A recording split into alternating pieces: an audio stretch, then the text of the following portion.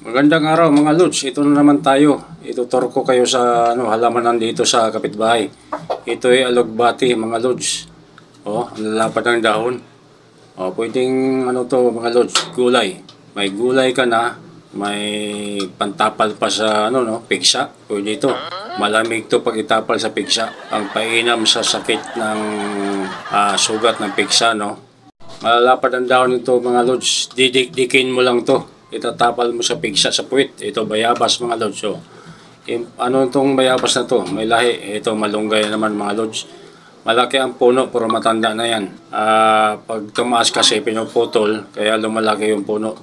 Ito asitaba mga lods. Maganda itong nguyain. Ma-herbal din to mga lods. Gamot sa lahat to mga lods.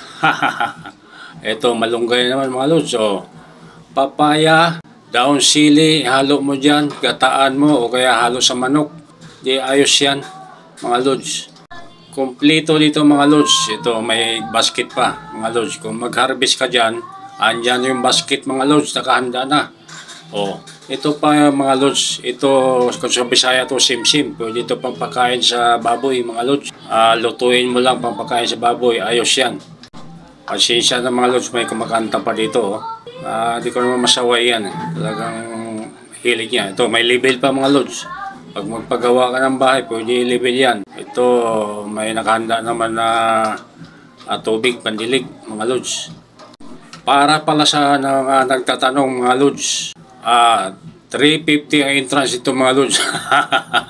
Kung wala ka naman 350, ito malung ka na sa bakod. Pwede rin naman. Mababa lang yung bakod may upuan pa ito mga lods. May pusa. Ayan mga lods, dito lang. Orchids mga lods. Wala nang yan. Bulaklak dahil tag-init ngayon. Maraming salamat mga lods. Pakipalo naman ang aking page mga lods. Malaking tulong sa aking pamilya. Babu!